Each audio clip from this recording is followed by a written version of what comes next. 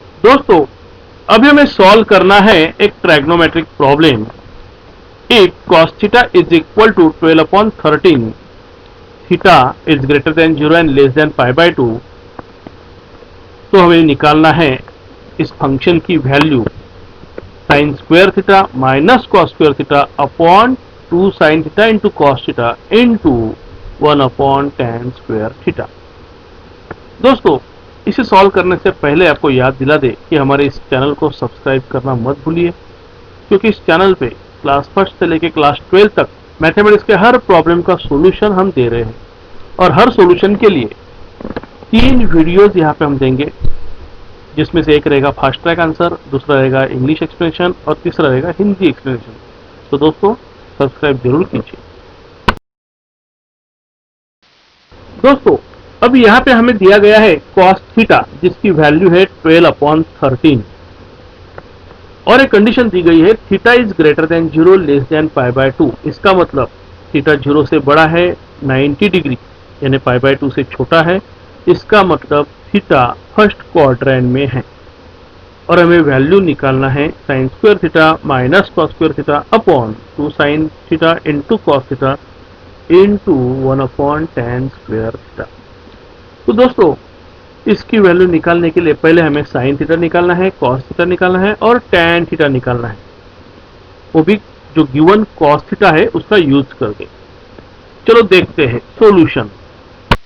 पहले हमें निकालना है साइन थीटा, जबकि हमें दिया गया है कॉस थीटा, और इसलिए हम एक आइडेंटिटी यूज करेंगे, sine square theta plus cos square theta is equal to 1।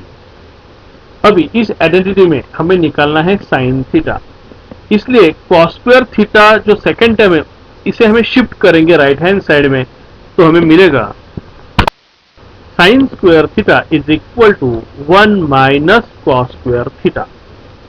अभी देखिए, कॉस थीटा की वैल्यू हमें मालूम है, तो हम इस वैल्यू को यहाँ पे कॉस स्क्वायर थीटा के टर्म में सब्स्टिट्यूट करेंगे, तो हमें मिल जाएगा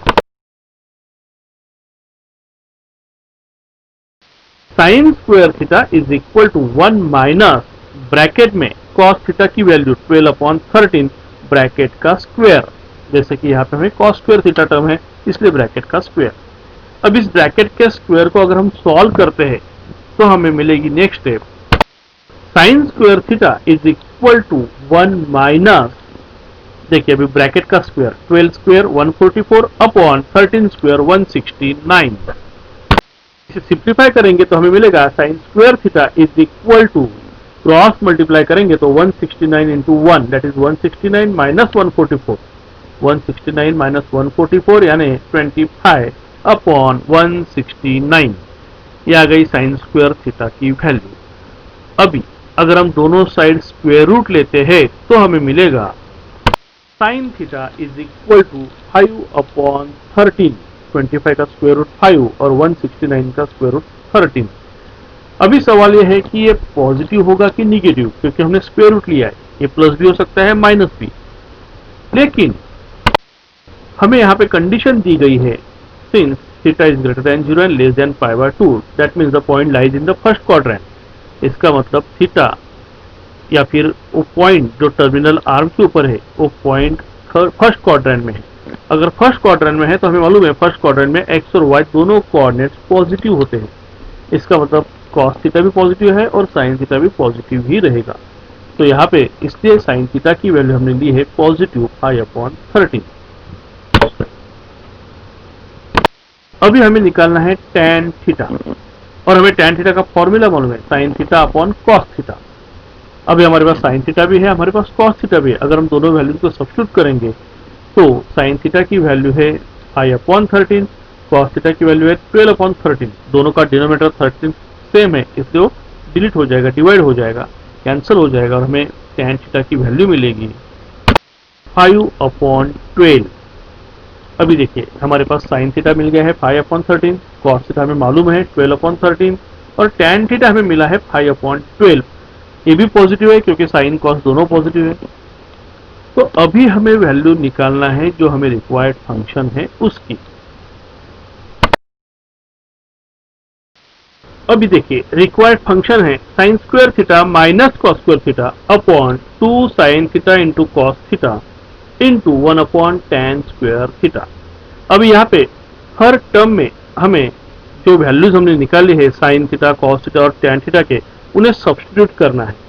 तो हमें मिलेगा इज इक्वल टू, अभी देखिए पहले न्यूमेरेटर में जहां पे फर्स्ट टर्म है साइन स्क्वायर थीटा, तो वहां पे साइन थीटा की वैल्यू अगर हम सब्स्टिट्यूट करेंगे तो फर्स्ट टर्म हो जाएगी 5 अपॉन 13 होल स्क्वायर, यह है sine square theta 5 upon 13 whole square, minus second term है कॉस स्क्वायर थीटा, इसलिए सेकेंड ब्रैकेट में आएगा 12 अपॉन 13 होल स्क्वायर, जो कि है कॉस थीटा की वैल्यू 12 अपॉन 13 ब्रैकेट का स्क्वायर, क्योंकि यहाँ पे कॉस स्क्वायर थीटा है, upon at the denominator 2 into, अभी देखिए साइन थीटा की वैल्यू आएगी 5 अपॉन 13 इंटू कॉस थीटा की वैल्यू आएगी 12 अपॉन 13, ये आ गया डिनोमिनेटर फर्स्ट फैक्टर का, into 1 upon tan square theta की जगह पे उसकी वैल्यू आएगी 5 अपॉन 12 ब्रैकेट स्क्वायर। अभी इन ब्रैकेट्स को अगर हम सॉल्व करते हैं और इससे सिंप्लीफाई करेंगे तो हमें मिलेगा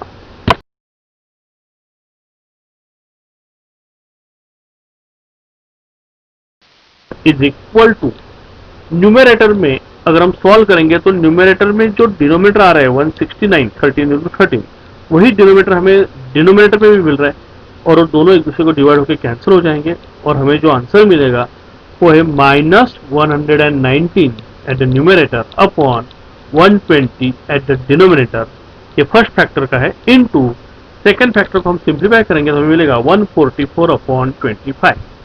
तो दोस्तों इस आंसर को टेक्स्ट बुक में ऐसे ही रखा गया है, हम इस आंसर को यहीं पे रख सकते हैं ऐसे ही, अगर आप चाहे तो इसके आगे भी इसे मल्टीप्लाई करके डिवाइड करके सॉल्व कर सकते हैं।